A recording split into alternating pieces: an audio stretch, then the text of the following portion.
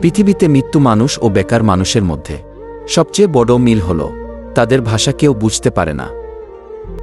তুমি সফল হলে তোমার ছেঁড়া জামাটাও ইতিহাস, তুমি ব্যর্থ হলে তোমার স্যুট পরাটাও উপহাস।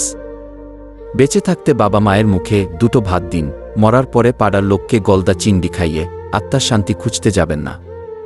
দুধ, দই, ঘি সবই এক জায়গা থেকেই সৃষ্টি, কিন্তু মূল্য সবার আলাদা, তাই জন্ম কখনো শ্রেষ্ঠত্ব দেয় না, কর্মই মূল্য নির্ধারণ করে। একজন শিক্ষক ক্লাসে আন্তরিকতার সাথেই বললেন, মা গো, তোমার কি বিয়ে হয়েছে? মেয়েটা একটু লজ্জা পেয়ে বলল, জি স্যার, আমার একটা 2 বছরের ছেলে আছে।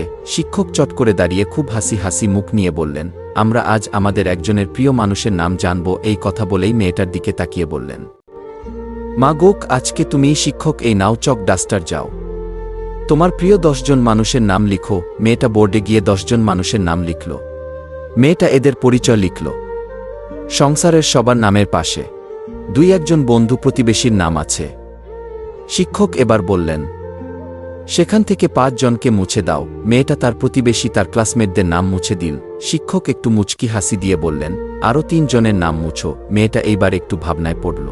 ক্লাসের অন্য স্টুডেন্টরাও এবার সিরিয়াসলি নিল বিষয়টাকে, খুব মনোযোগ দিয়ে দেখছে মেয়েটার সাইকোলজি কিভাবে কাজ করছে। মেয়েটার হাত কাঁপছে। সে ধীরে ধীরে তার বেস্ট ফ্রেন্ডের নাম মুছল এবং কান্না কান্না চোখে তার বাবা আর মায়ের নামও মুছে দিল।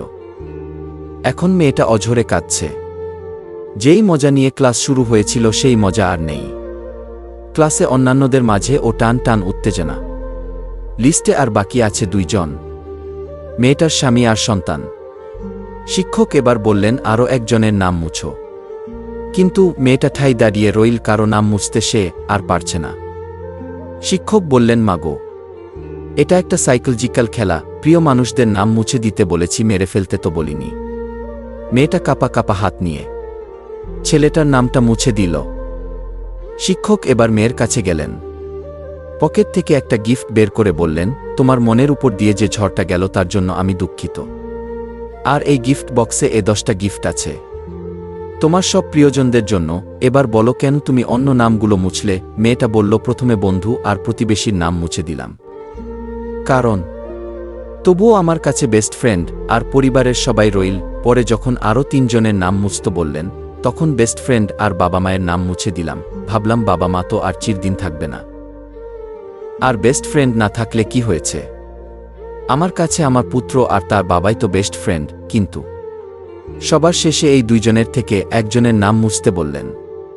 তখন আর সিদ্ধান্ত নিতে পারছিলাম না। পরে ভেবে দেখলাম, ছেলে তো বড় হয়ে আমাকে একদিন ছেড়ে চলে গেলেও যেতে পারে, কিন্তু ছেলের বাবা তো কোনোদিনও আমাকে ছেড়ে চলে যাবে না, তাই ছেলের বাবাকে রাখলাম। এতে আমরা কি বুঝলাম? কে আপন?